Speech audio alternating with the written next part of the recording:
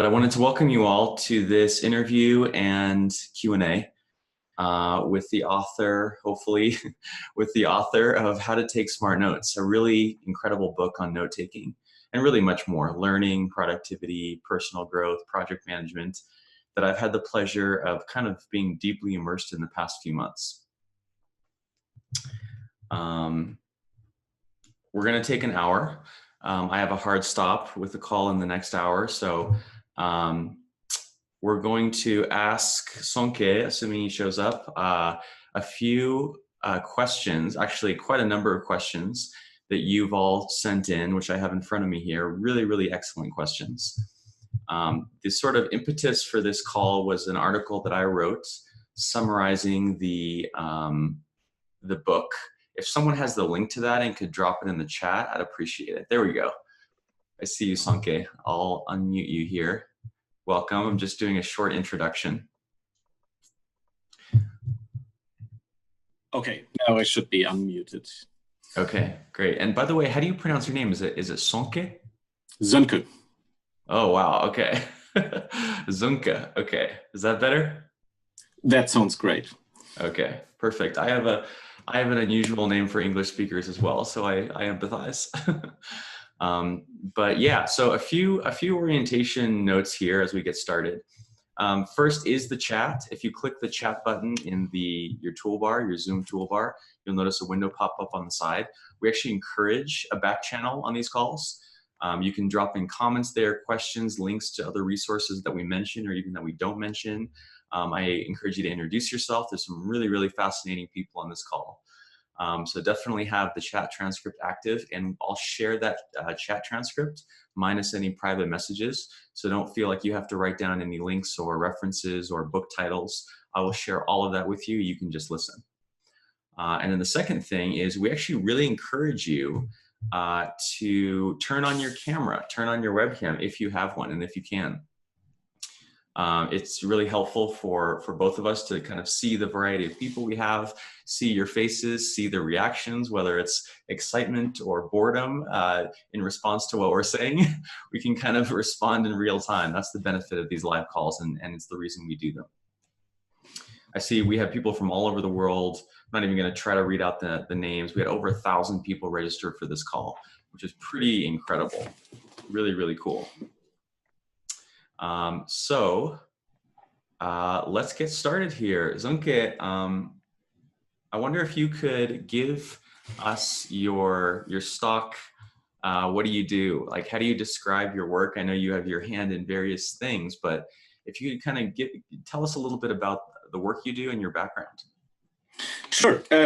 First of all, thank you for having me, and I'm excited about the interest. That's really great. I'm working at the university in Essen in Germany at the moment, and my main field is philosophy of education. I worked on philosophy of science as well, so that is what I've written is a little bit informed by that. So I'm interested in thinking outside the brain, and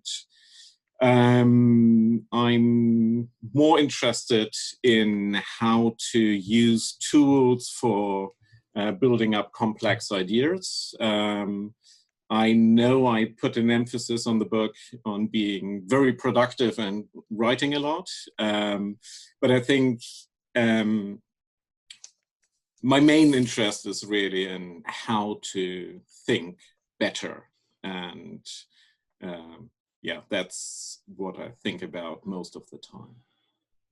Okay, excellent. And could you say a bit about your coaching? A few people were curious what your coaching is like, whether they can be coached by you. Is that something that is, yeah? Yeah, it's not my main field at the moment, so I have little time for that. So there are only a few slots, and my background is in systems therapy, so I do counseling, but online coaching at the moment, more or less exclusively on the Zettelkasten. But in the future, if I'm less busy with teaching at the university, I'm certainly will do a relaunch of my website and then offer a little bit more background information on that. So if you subscribe to my mailing list, I will keep you updated on things like this. Okay. If someone wouldn't mind grabbing the link to Zonke's website and sticking it in the chat, or Zonke, if you have it available, I'd appreciate that. This is a collaborative exercise where we all contribute, as you can see. Okay, it's very interesting. So let's see. I want to add a couple questions. I want to ask a couple questions right here at the beginning. Tell us a little bit about. So we know a little bit about your background. How about the background of this book? Among all the things you're doing, what led you to think Right. this was really important and necessary, and what was the story that led to its creation? Right. Well, it's partly a procrastination project. So I was working on my next book, which is still in the making, and I struggled with finding the right tools. And in a way, it's ironic because I worked on the theory of Niklas Luhmann for quite a while. And I never took his practical work with the Zettelkasten that seriously. And that is until I really discovered that a certain way of thinking and being much more serious about thinking outside the brain and decentralizing the mind and trying to use technology and tools to improve the level of complexity. That this is something that is really interconnected with the theory itself. And of course, I tinkered around with different ways of writing, taking notes. And my hope is that I can spare people a lot of these mistakes I made, and hopefully encourage people to take more notes, because just taking more notes makes a huge difference. And I do think that a certain level of challenging yourself and your ideas requires some kind of external brain. And that is something I thought a lot in my teaching, because teaching is a lot about, okay, how can you challenge assumptions? How can you challenge students? How can you challenge yourself? And you don't always have someone around who challenges you. And taking notes can help you a lot with,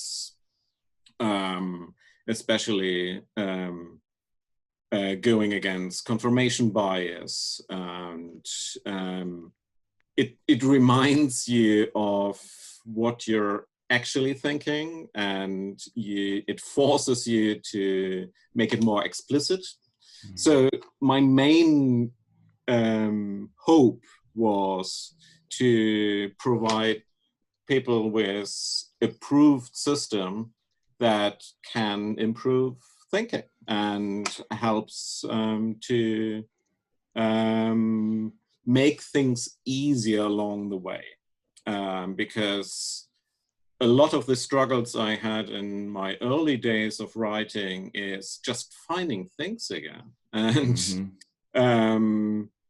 remembering how I thought about something, and only when you can compare notes you can really see a difference, because your brain always adjusts to your current state of thinking. So that was the main idea. And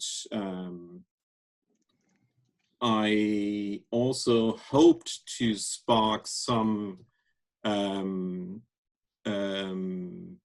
discussion on how we organize higher education, because I think that higher education is still very much streamlined along old ideas of you have to have a plan in hand, you have to come up with a hypothesis first, and then you do the work. And this is a certain way of thinking about thinking that I believe is just plain wrong. And technology can help with implementing a more open-ended process that is more open to change. And so if technology can help in that way to spark a discussion about how to maybe change various things in higher education, that would be great. A nice side effect, yeah. Gosh, I couldn't agree more. Oh, amen to that. Yes. Do you teach the Zettelkasten system in your classes? Do you train your students in them, or do they kind of have to discover it outside of class?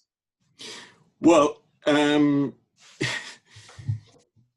know one of the questions you sent me earlier, or that one of your viewers asked was, well, how do you convince students to use the system or to write more notes? And that's a tough one, because the students who really know the value of a proper note-taking system are usually those who are in their final exams and have the challenge of writing the thesis and wish they had started earlier. The students who just start, so for those who it would be the best thing to use, usually have this mentality from school where you get some kind of packages and just tick boxes and don't really grasp the importance of note-taking.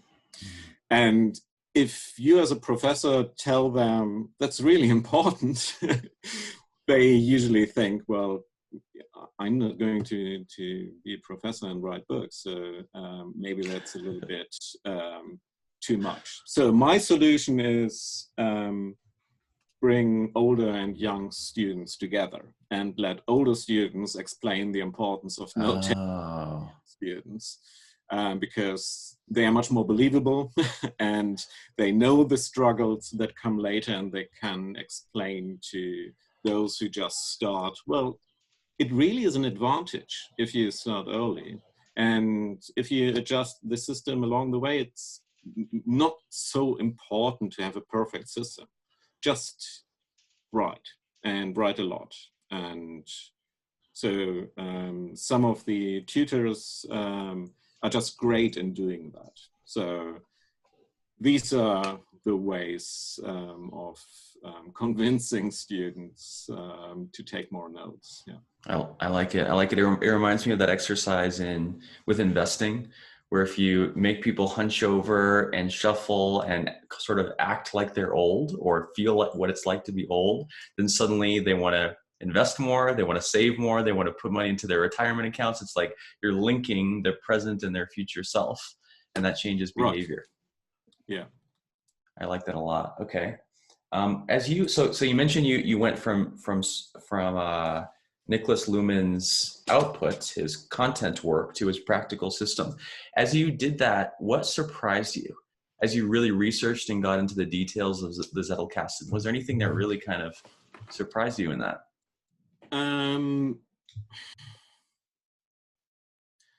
Well, I'm not sure if there are many surprises. It's more that I'm still pretty much in awe about the kind of output, and yeah, I mean, there are theoretical questions. I'm still interested in how the technology you use shapes your thinking and the kind of theory you can develop from there. But I think main surprise is there aren't many surprises. It's pretty much really the way it's described, and there is no hidden secret. So that's maybe the main surprise. Yeah, I noticed in so many of the questions, it was like, you know, such detailed questions about the very specific steps, exactly how you do them. And it's Right. kind of like, it feels like people trying to reverse engineer, you know, a potion, this magical potion, Right. if they can just get the proportions just right. Yeah. I will, yes. Yeah. Well, I know there is a lack of step-by-step descriptions, and I fully understand that this is a need, and I will certainly provide something like that. And now the important part, as soon as I'm fully convinced about a software that is lasting, that is fully developed, where I can wholeheartedly recommend to use it.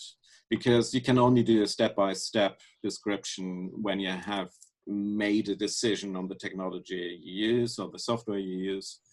I mean, you don't need a step-by-step description more than which is available when you write with pen and paper, because the steps are there and there aren't too many.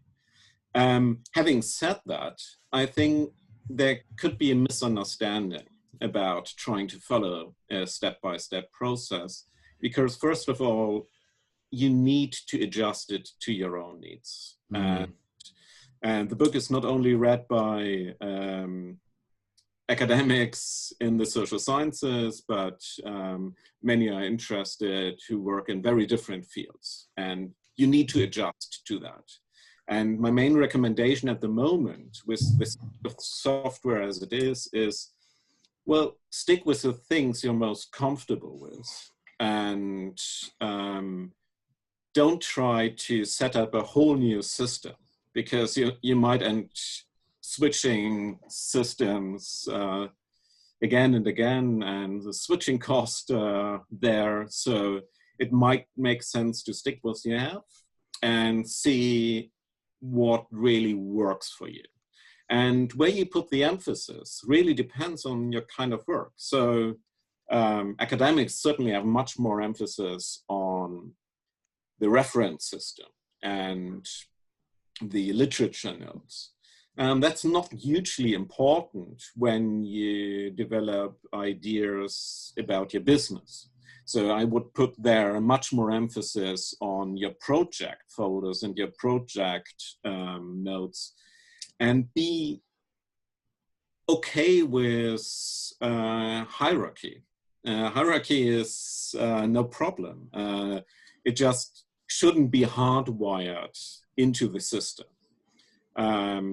But you can be much more hierarchical with topics and subtopics when you have a clear idea about what your projects are. And that is certainly true for many who are more business oriented or have a clear idea about the content they want to use. So you need to adjust it a bit. And that's why I think at least it was important in the beginning to really explain the principles and ideas behind the system and make clear where it is different to the usual ways of writing and note-taking.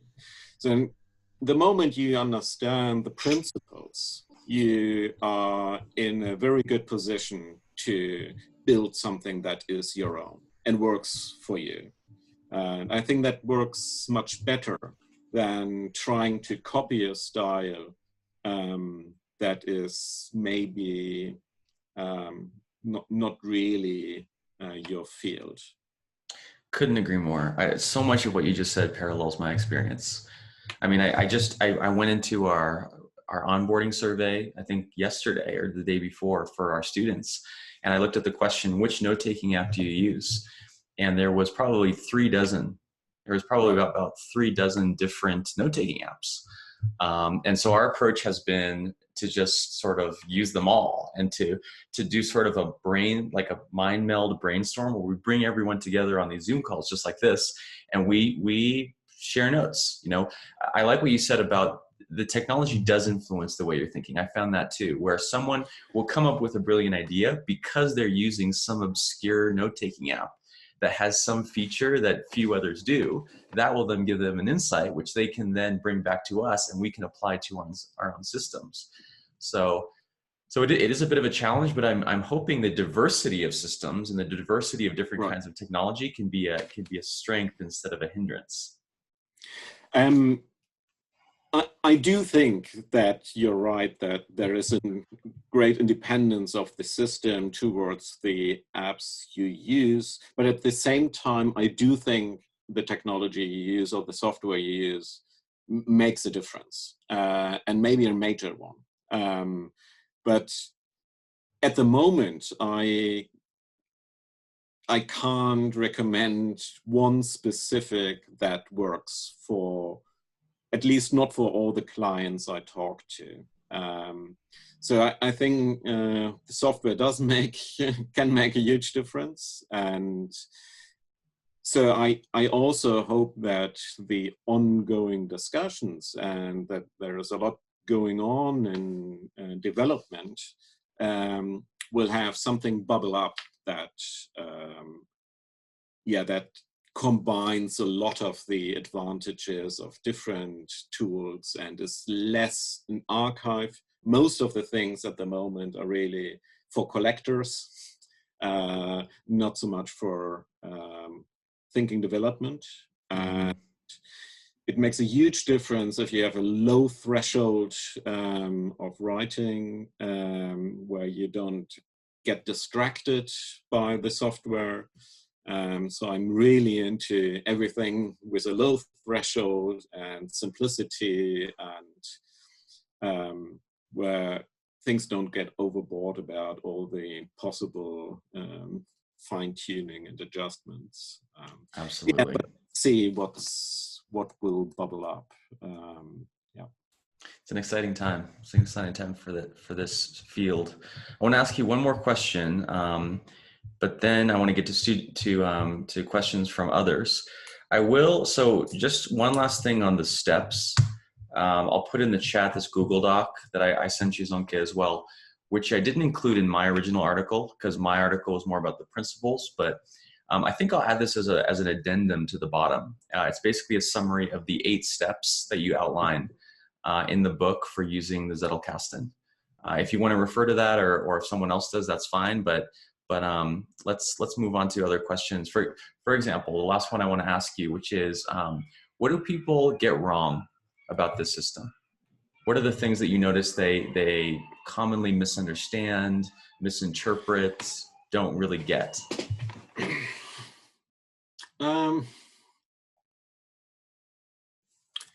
I think I'm not sure if that really fits the question, but what I often see, which was really not my intention, is that people are really hard on themselves of not having a perfect system. And my intention is to provide something that helps you to simplify things and make things easier, and make it easier to stop when things are difficult. And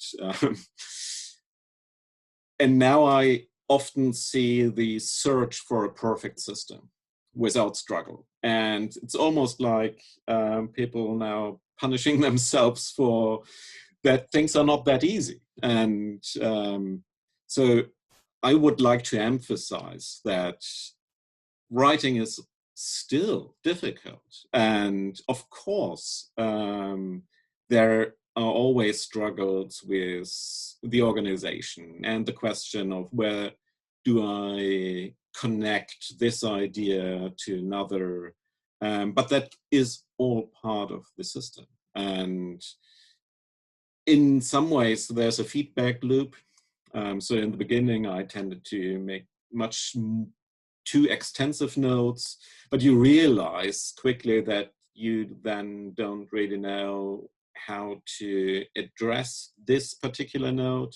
So you adjust it a bit, and then the next one is maybe a bit too short, and so you adjust it again. And all this is not necessarily a sign that you're doing something wrong. It's just a learning curve. And I think it's important to embrace the difficulties in writing, note-taking, understanding, and going through a difficult text and trying to rephrase it in your own words. That's a challenge, but these are the challenges worth focusing on and not getting distracted. Yeah. That's one of my favorite uses of these systems is if you don't know how your note-taking system should be, take notes on that, write on that, collect ideas on that. It's like this recursive process where you can just keep going into whatever is challenging you, even if it's the system itself. I found that to be a very productive use of my notes. Let's see here. Okay, so I have, you all sent many great questions. I'm going to sort of steer away from the more technology related ones because I can get into the real fine-grained details of, you know, implementations and features and all these things. I'm also going to be muting you all here. Okay. Could you provide a way to sort of some guidance on getting started for someone who has not done anything like this? Maybe they've taken some notes very ad hoc, very randomly here and there, but beyond those 8 steps that you outlined, what would be some of the setup or the initial things that you would recommend people do? Yeah, I think what you shouldn't do is trying to move all your notes into the system and spend time on that. It's more about doing it differently. And if you take old notes and integrate it in the new system, that's great. But just do it when you want to use them anyway. And if you feel, well, in the beginning, there is too little possibility to connect notes, then try to make explicit what you already know, because you never start from scratch, never start from a blank page. And it can really make a difference just trying to make explicit what's already on your mind. And that gives you a little bit of structure, which helps you to start. And maybe just start with the projects you have, and not having the, well, not everything has to bubble up from bottom. You can just start with your project, with the ideas you already have, and start with a hierarchy. So Luhmann Zettelkasten, he started with topics, so the main areas of interest. Of course, from there it developed in different ways, and the topics became less and less important, but it can be a starting point. Just don't hardwire the hierarchy into your system. So maybe that's on a more general note about how to start. Yeah. I want to agree and highlight with 2 things you said. The first is not doing massive, all-encompassing migrations. Right. In my own teaching and coaching, I used to do that. I used to either sit with people in person or over calls or over weeks and guide them through these migrations, and it would inevitably take, of course, just incredible amounts of time, but then also get really caught up in little details of formatting and things that weren't able to be translated over, and the architecture and all these things. I now teach something that I call the digital jubilee, which is this idea that once a year is what I recommend. If you have a bunch of disorganized notes piled up, that you just file them away in an archive, put a date on it so you can find them if you really need them, but essentially start over. You know, not take the organizational or disorganizational baggage from the past into the future to just kind of leave it behind. But then also what you said about not always needing to start from the bottom up. I used to, when I would write a blog post, my first step would be to just go through hundreds and hundreds of notes and collect material. But the problem is, if my criteria was only what is interesting, well, everything in my note-taking system is interesting. That's why I saved it. So I would start off the first step of writing my blog post with just like dozens of pages of notes, and then have to spend so much time calling to get down. And now I do more kind of what you suggested, which is I start with, what do I know is the main idea, which is always something more intuitive. It's something that comes instantly to mind. And then I can go through my notes with that much tighter filter of what do I need? What is just essential for me to support that point? So I've found something similar. Yeah, and looking for problems, that helps too, because of course, I mean, a lot of things are interesting, but when you start thinking about what could be your own contribution or what is the problem in this area, it gives you some kind of focus.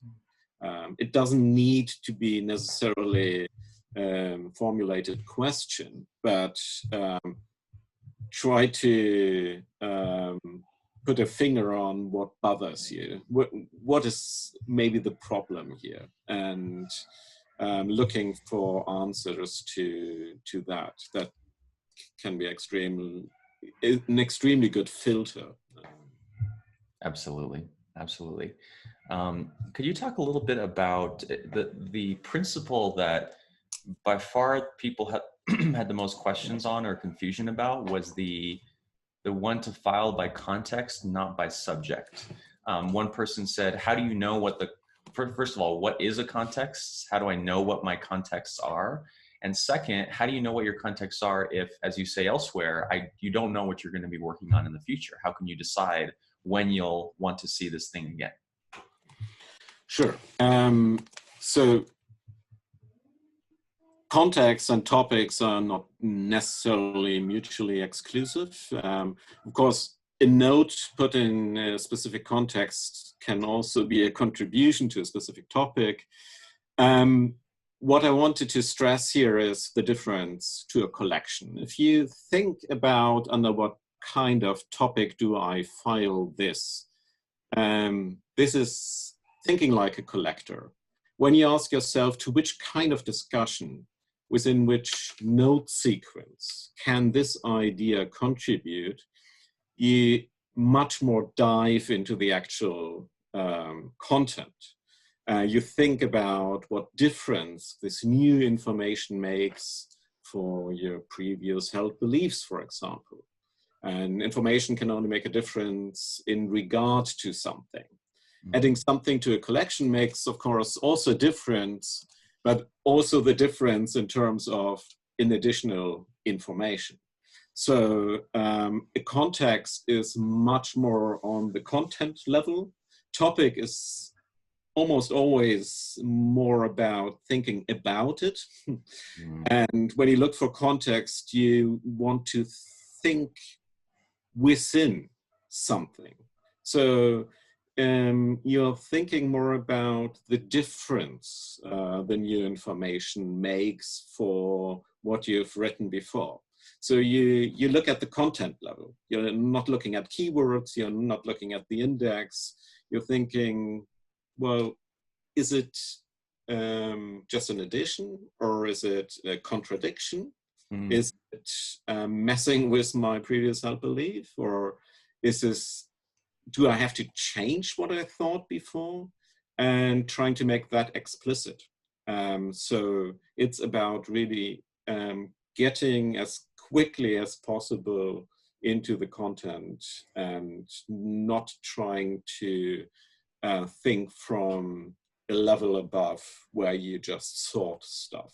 This is probably the main pitfall when it comes to collecting notes.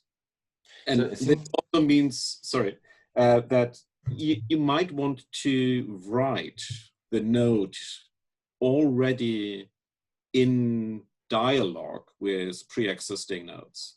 So really treating your system as a dialogue partner and answering to the note you're connecting the new one with, which is very different to just collecting. Absolutely, absolutely. So it seems like the context is along the same thread as the topic, but a couple steps further down, right? You think Right, of the second order effect, you think of the consequence, you think of the usage of it. Why do you think that's so hard? Why do people find that a challenge, or why is it not natural for them to do that extra bit of thinking on that? Well, I think it's natural to treat any kind of software where you collect ideas as a kind of collection in the beginning. And I'm not sure if it's really hard necessarily. I think it's just thinking differently, because we like to collect stuff and we like to feel there is more and more and more and more. And it seems maybe less productive to pause and think how I might have been wrong before in the new information. And so, I mean, that is what interests me, really. I'm not so interested in having a great output and just reshuffling information into new blog posts or something like that. What I'm interested is in, how do I discover why I'm wrong? Where can I transform, if you want to, previous held beliefs? And that means spending quite a lot of time rethinking stuff you've already written down. So maybe that's the part which is probably a little bit less natural. Yeah, it's very interesting. I'm finding something similar, where something I've noticed working with people is people tend to read what they know already. Productivity people tend to read productivity books. Engineering people read engineering books. Literature people read literature books. I had this experience going on my wife's Facebook feed, and it was all reinforcing messages. I think you can really only see it when you go on someone else's filter bubble, because your own feels completely normal and natural. Sure. And I just realized, and then I looked on her Kindle. I was just browsing through her device, kind of snooping, and I looked at her Kindle. It was all books on the 3 or 4 or 5 subjects that she most likes. And then I went back to my Kindle, and it was exactly the same. It's all books on exactly the topics that I already know. And I feel like I've moved more towards, if I'm reading a book and it says something I know or agree with, what's the point of highlighting it? If it's already part of my mental model, I can already extrapolate it, then I just don't even keep it at all. Only if it shocks me, surprises me, violates my expectations in some way, even if I don't understand why, then it's more and more I find myself moving in that direction. Because it's like I want to break the mental model. That's learning. I want to find the best attack vectors into my existing mental model. Yeah, and I think that's probably the challenge of the time at the moment, because it's not that easy in that you can say, well, just be open-minded. If you're open-minded, you're opening yourself up to a lot of bullshit. You don't want that. You have to close yourself down. But at the same time, you don't want to just repeat what you already know. So it's not either being open or being closed-minded. It's about, how do you deal with being selective in a way that still challenges you. And that's tricky, even to write about that, and not, yeah, it's a challenge, but it's an interesting one. Yeah. The question I always like to ask myself when I find myself in one of these positions is do I want to be right, or do I want to be effective? Because often I find myself, I have such a desire to be right all the time, especially in interpersonal situations. And then I ask myself, okay, do you want to be right in this situation, or do you want to be effective? And that usually makes me go, oh, I want to be effective. Dang it. I wanted to ask you about spaced repetition. Had a couple questions about that. So I have kind of a beef with spaced repetition. I kind of feel like spaced repetition is the opposite of the external brain idea. It's like the external brain you're trying to offload from the human brain to the external brain. With spaced repetition and different memorization techniques, you're trying to get it from the external world onto your brain. Do you use spaced repetition or any memorization techniques? And what's your take on that? I don't use any memorization technique because I don't need to memorize anything. I don't know in which situation I need to memorize. I mean, I know some professions have the need. If you're an actor, you need to rehearse your lines and you need to memorize them. But almost always the need for memorization is in complete artificial settings within education. And in almost all cases, you can ask yourself, if you have trouble with memorization, maybe try to understand it a little bit better and have more examples, have more connections to other ideas to elaborate a little bit further on it. Because if you have fully elaborated on something, you usually don't need to memorize it. So I'm not really interested in memorization. Having said that, I like the feeling of having things on my mind instead of feeling forgetful. And I do think that when you have a system in place where you force yourself to revisit on a regular basis old notes, that's a kind of built-in repetition or space repetition. But I wouldn't say that's an explicit memorization technique. But I do think that's this principle that's at work here. And as far as I know, it's empirically quite a solid technique. Absolutely. You mentioned before that there were some theoretical questions that you're still pondering. One of them was how the technology influences the way you think. Are there any current or other open questions that you can share with us? Or I'm curious, what is the frontier of your own learning in regards to this stuff?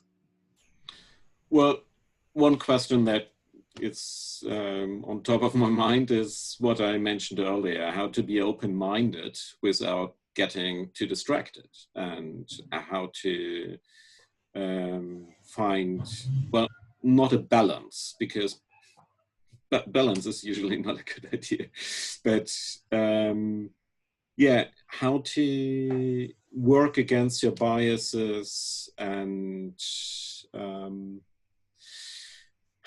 well, dealing with partisanship and the filter bubbles we encounter, and if there are any, if education can help with solving that problem. Yeah, that's one of the things that are more or less on top of my mind. In the earlier days, it was more how to get insight. So what kind of environment do we need to make insight more likely, and to change our mind in a very fundamental way, not just a superficial way, but in a very fundamental way. So I studied a lot of history of science, and so the externalization of ideas and thinking, not outside the box, but within an external brain or within a laboratory, and the difference between thinking with something and thinking within something, that is something I would like to elaborate a little bit more on. Yeah. Excellent. Excellent. Me too. Me too. So I've covered most of the questions that were sent in previously. There's some I think that are not completely appropriate for this call, but let's go to the chat. I haven't been able to keep up with the many, many messages, but go ahead and put in the chat anything that you'd like Zonke to touch on. Well, I've seen quite a lot of questions about software and apps and technologies. And I mentioned earlier, I don't want to dive into that because I think other people have much better overview over what is available. I'm tinkering with Rome at the moment. So that might be something I turn into a step-by-step description, but I haven't made up my mind yet because I'm not at the level of understanding.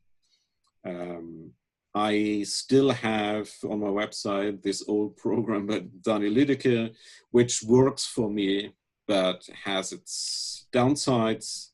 But that is true for almost all technologies at the moment available. But I think I need to address that because it's a question on top of many minds at the moment, especially when you start, you want to make a decision on the software you use. But yeah, just because I use it doesn't mean it's the best. I think it's one that is explicitly designed for this system. But yeah, it's in some ways cumbersome and old-fashioned, and so I'm looking forward what's coming next. Yeah. Do you have any advice for Rome or the other one you use or any other software makers? Have there been any systematic blind spots or things that they've missed that you would recommend be included? Well, I think I wait till I answer that question, and the moment I'm fully convinced, and there is a lot to like about Rome, but I haven't made my mind up.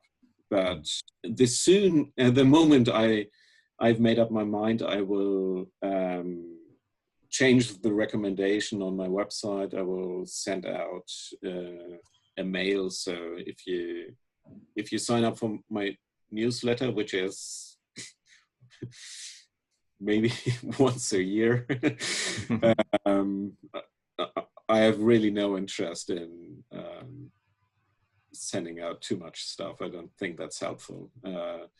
But that would be something that I will announce because I think that's important. But I can't make a conclusive statement at the moment. Okay. We have the next cohort of my course is starting on April 6th. And we're going to have, I haven't announced this previously, but we're going to have Nat Eliason, who is a diehard Rome advocate and the creator of an online course on Rome. He's going to be coming and doing a guest workshop on how to use Rome, and specifically how to bridge my ideas and some of the things I teach on that software. So if that's something you'd be interested in attending, I'll be happy to send you a link. That is Nat, right? Nat Eliason, yes. Yeah, well, I was in contact with him, so if I'm convinced, maybe we do something together. Cool. Oh, good. Perfect. Yeah, it's a tightly interconnected, networked world of note-taking, ironically or appropriately enough. I mean, that's really the next step. That is how to collaborate and not just having standalone notes, but thinking about more of interconnecting and collaboration. And I think that will be the next step. Okay, perfect. Looking through the chat here, go ahead and drop any other questions you have.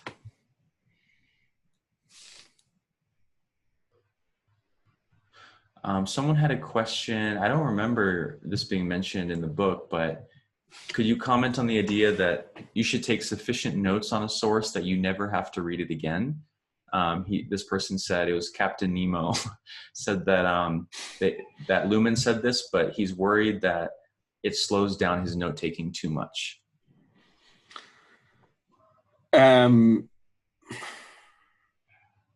I mean, Luhmann explicitly said he never revisited a book he read once. But that's not necessarily because he extracted all the information available within that book, but because he was very selective and then moved on.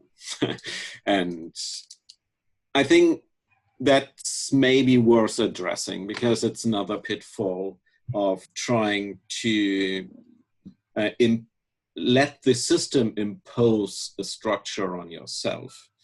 And the system should serve your work and help you, and shouldn't put pressure on you to make extensive notes. So I think being a professional reader doesn't mean to have a certain quality level of note taking. It means to be able to adjust the amount of time and attention to the text you're dealing with. And that sometimes means reading the title and chucking it away. And sometimes it means taking a week to go through it all and rephrasing it, and being able to adjust the attention and the speed.